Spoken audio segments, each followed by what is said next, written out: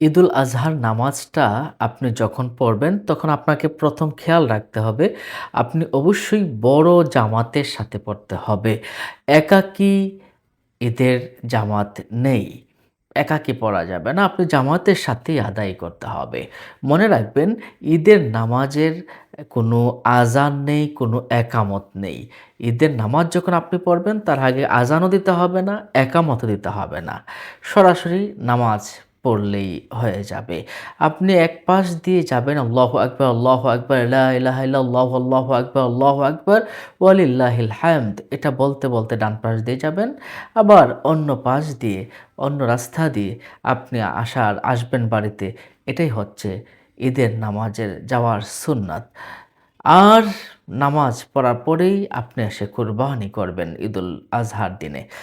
মনে রাখবেন, আপনি নামাজটা শুরু করবেন ৬ তাকবীরের সাথে। যদিও কোনো রওয়ায়াতে ১১ তাকবীর, ১২ তাকবীরের কথাও রয়েছে। এগুলোও হাদিসে রয়েছে। তবে উপমহাদেশে আমরা ৬ তাকবীর সহকারে ইমাম আবু হানিফা রাহমাতুল্লাহি আলাইহির অনুসরণে আমরা পড়ে থাকি। ২ টা বিষয়ই রয়েছে। তো আসুন আমরা জেনে নেই কিভাবে আপনি পড়বেন। শুরুতে অবশ্যই আপনি নিয়ত করে নিবেন। যারা আরবিতে পারেন, আরবিতে করে নেওয়াটাই মুস্তাহাব। নাওয়াইতু আন উসাল্লিয়া লিল্লাহি তাআলা রাকাআতাই সালাতিল ঈদিল আযহা মা'a সিত্তাতি তাকবীরাতি ওয়াজিবুল্লাহি তাআলা। ইক্তাদাইতু বিহাদাল ইমাম মুতাওয়াজ্জিহান ইলা জিহাতিল কা'বাতিশ শরীফাতি। আল্লাহু আকবার বলে আপনি হাত বাঁধবেন। এখন বাংলাতে যারা পড়বেন এভাবে পড়বেন। আরবিতে যারা পারবেন না তারা বাংলাতে পড়বেন। আমি এই ইমামের পিছনে ৬ তাকবীরের সাথে ঈদুল আজহার ওয়াজিব ২ রাকাত নামাজ আদায় করছি। আল্লাহু আকবার। ব্যাস হয়ে গেল। তারপর আপনি সানা পড়বেন। সুবহানাকাল্লাহুম্মা ওয়া বিহামদিকা ওয়া তাবারাকা ইসমুকা ওয়া তাআলা জাদ্দুকা ওয়া লা ইলাহা গায়রুক। এটা পড়ার পরে অতিরিক্ত ৩ টা তাকবীর আপনি এখানে দিবেন। ৩ টা তাকবীর আপনি কি করে দিবেন? আল্লাহু আকবার, হাত ছেড়ে দিবেন। আল্লাহু আকবার, হাত ছেড়ে দিবেন। আল্লাহু আকবার, এই অতিরিক্ত ৩ টা তাকবীর আপনি দিলেন। দেওয়ার পর আপনি আউযু বিল্লাহি মিনাশ শাইতানির রাজিম বিসমিল্লাহির রহমানির রহিম মনে, মনে পড়ে আপনি সূরা ফাতিহা পড়বেন। সূরা ফাতিহা পড়ার পর আপনি একটি সূরা মেলাবেন। সূরা মেলানোর পর যথারীতি রুকুতে যাবেন, সেজদাতে যাবেন। হ্যাঁ? তারপর আবার দাঁড়াবেন। দাঁড়ানোর পরে এবার কিন্তু ২য় রাকাত শুরু হয়ে গেল। আউযুবিল্লাহি বিসমিল্লাহ পড়ে আপনি সূরা ফাতিহা পড়বেন।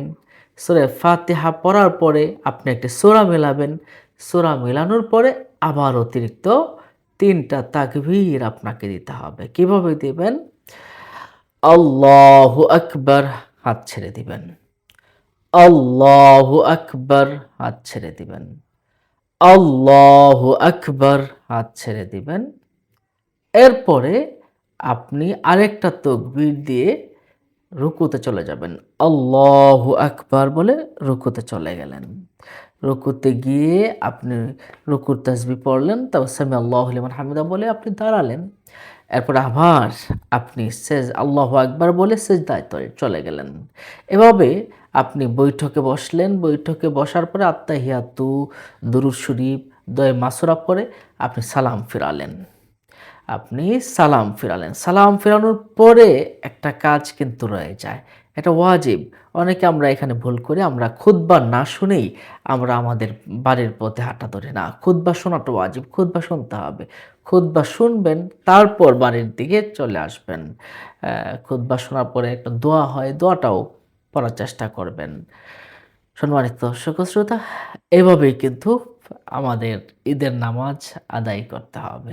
আল্লাহ পাক রব্বুল আলামিন আমাদেরকে সহি সালামতে ঈদের নামাজ আদায় করার তৌফিক দান করুন। আসসালামু আলাইকুম ওয়া রাহমাতুল্লাহ।